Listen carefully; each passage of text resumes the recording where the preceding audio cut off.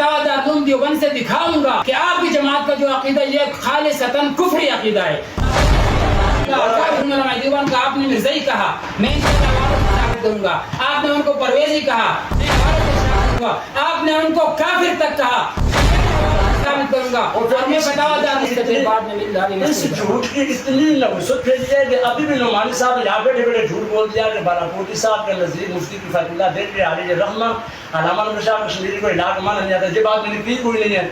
चलिए मौलवी साहब आपके नजदीक इलाज माने कि हम इस जाएंगे ये इलाज का माना मैं उसी मौजूद की तरफ लेके आऊँगा। मैं आपसे पूछता हूँ अलामा नूर शाह कश्मीरी रहमुल्लाह को मसला इलाज मालूम था और मुफ्ती की फतुल्लाह देख को भी मालूम था।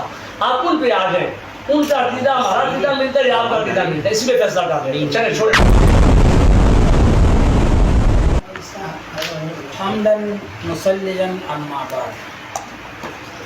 पहले तो मुझे आज बहुत अफसोस हो रहा है, ये वो लोग हैं कि न खंजर उठेगा न तलवार इनसे, ये ममाती मेरे आजमाल हुए, ये शेर ये पढ़ते थे। आज इंशाल्लाह अंदाजा हो गया। दूसरी बात ये कि आप इसने बैठे बैठे एक ज़बरदस्त इतना मोटा झूठ बोला बगैर शर्म। झूठ क्या बोला? कहते हैं इसने कहा कि मुफ्ती फतुल्लाह साहब को इलाका माना नहीं आता। ये अल्फाज आप वीडियो में दिखा ले तो मैं आपको मुँह मांगा इनाम दे दूंगा। मेरा ख्याल है आपके कान ठीक नहीं है, कान साफ करके इधर आना था। मैंने ये कहा कि आप ये बात कर रहे हो कि आप लफ्ज़ इला की तरफ इसलिए आ रहे हो क्योंकि आप देवबंदी नहीं, इसलिए आप ला इलाहा इल्लल्लाह के माने की तरफ आ रहे हो। तो इसका साफ नतीजा निकलता है कि जो देवबंदी होगा वो ला इलाहा इल्लल्लाह के माने की तरफ नहीं आएगा, जो देवबंदी नहीं होगा वो ला इलाहा इल्लल्लाह के माने की तरफ आएगा। इस बात का आप दूसरा कोई महमद बयान कर ही नहीं सकते। चलो बयान कर लो इस नंबर में अगर आप बयान कर सकते हो। दूसरी बात, ये तकरीबन चौथा टर्न चल रहा है, चौथा टर्न। आप अभी तक आपने ये भी नहीं पढ़ा, लफ्ज़ अल्फाज भी नहीं पढ़े कि ला इलाहा इल्लल्लाह, अल्फाज भी अभी तक आपके मुँह से नहीं निकले, माना तो दूर की। चलो अभी मैं कहता हूँ कि इब्तिदाई बात हमारी यहाँ से चलेगी। मैं कहता हूँ कि हमारा आपका सबसे बड़ा इख्तिलाफी मसला, मेरे जिम्मेदारी मैं साबित करूँगा इख्तिलाफ, वो बात नहीं है। सबसे बड़ा इख्तिलाफी मसला, सबसे बुनियादी इख्तिलाफी मसला वो है लफ्ज़ इलाह के माने में झगड़ा। जब लफ्ज़ इलाह के माने वाला झगड़ा ख़त्म हो जाए तो हमारा और आपका इत्तिफाक आ सकता है। लेकिन अब लफ्ज़ इलाह के माने की तरफ आए तो आए ना, अब अगर आते ही। दूसरी बात ये कभी मौलाना अब्दुर्रहमान साहब लिख रहे हैं, चलो लिख लो लफ्ज़ इलाह का माना लिख लो, आप लिख ले कोई बात।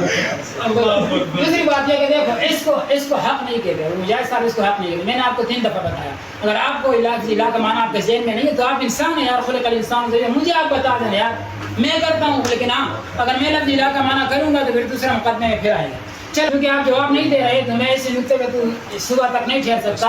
आप इस तरह करें कि लफ्ज़ इलाह का माना इस टर्म में आप बता दें, 2 सूरतें बता दें। या तो आप लफ्ज़ इलाह का माना करें क्योंकि हम अपने मौजू की तरफ बासानी पहुँच जाए, या आप ये कह दें कि लफ्ज़ इलाह का माना मेरे ज़हन में नहीं है या मुझे याद नहीं है, तो फिर हम आगे जाएंगे। या तो अगर और आपको कोई सही वो जो माने वो नहीं याद, तो ये माना तो आपको याद होगा जो आपने कभी से रोज़ा लगाया हो या एक रोज़ा लगाया, वहाँ पर हमारे भाई कहते ला इलाहा इल्लल्लाह का माना है कि अल्लाह के सिवा कोई माबूद नहीं, इबादत के लायक नहीं। ये जो माने आप एक माना तो करो ना कि हम आगे जा सके यार।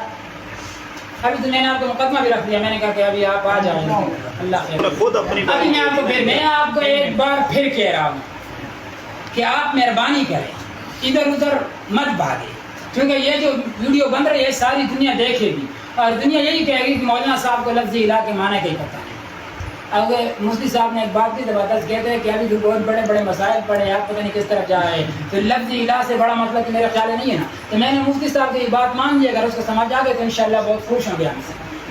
चलो अभी ये है कि आप लफ्ज़ इलाह का माना बयान कर दे, फिर लफ्ज़ इलाह के माने में जो मुकद्दिमात है वो हल कर देते, फिर आगे जाते हैं मौजू पर, फिर इंशाल्लाह मौजू है और फिर तारीख़ मुनादरा जगह मुनादरा की है हल कर देंगे। तो हम टाइम से हम चले जाएंगे, आप एक क्योंकि आप हमें पता है फिर आपने तारीख़ में भी अड़ जाना है, फिर घंटा उसमें आपने लेना है, आपने तारीख़ मुनादरे की तरफ भी नहीं आना। फिर जब मुनादरे की जगह की बात आएगी तो आपने यही कहना कि आप इधर आ जाओ, मुनादरे की जगह की बात आपने यही कहना है, मुझे पता है कि आप मेरे पास आ जाओ। हालांकि ये बात मर्दों वाली नहीं होती, वो होती है कि हम आपके पास आएंगे, लेकिन आप ये बात मेरा ख्याल नहीं करोगे, आप यही कहोगे कि आप मेरे पास आ जाओ, तो फिर हम उसमें 4 घंटे चला के फिर आपके पास आएंगे, तो आपके पास हमारा आगे बहुत झगड़ा पड़ा हुआ है। मेरा ख्याल है तो 4 घंटे इसमें भी लगेंगे। تو آپ باقی ٹائم ضائع کرنے کے بغیر لفظی الہ کا معنی بتاؤ، پھر انشاءاللہ آگے موضوع پہ جاتے ہیں، موضوع متعین ہو جائے، چونکہ پھر ہم بھی ٹائم پہ جائیں، پھر مناظرے کا میدان لگے اور دلائل کی بات ہو۔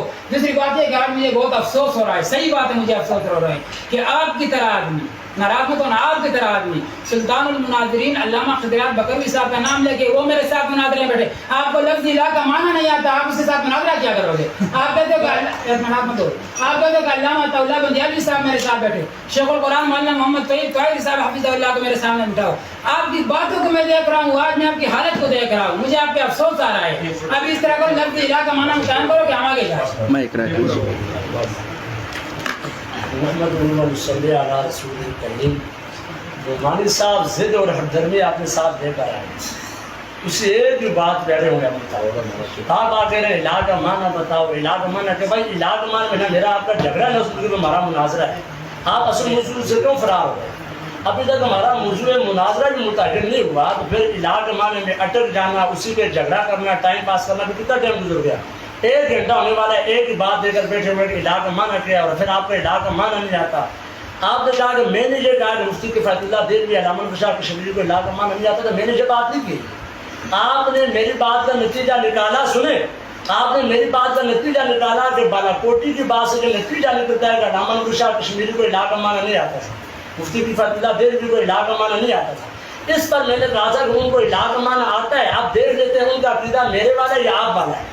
اگر ان کا میرے والا عقیدہ ہوا تو پھر مجھے بھی الہ کا معنی آتا ہے، اگر نہیں ہے تو پھر مجھے بھی نہیں آتا۔ بھائی بات یہ ہے کہ آپ جو سب سے پہلے میں نے قضیہ اٹھایا تھا، آپ نے اس سے برات کا اعلان کیا، وہ ابھی تک باقی اٹکا ہے۔ وہ یہ ہے کہ اصل میں آپ لوگوں نے آتے جن کو جھوٹ بولا، اس جھوٹ کی نوزت ابھی تک پھیلی ہوئی ہے، ابھی تک آپ جھوٹ پہ جھوٹ، کہانی پہ کہانی بنائے جا رہے ہیں۔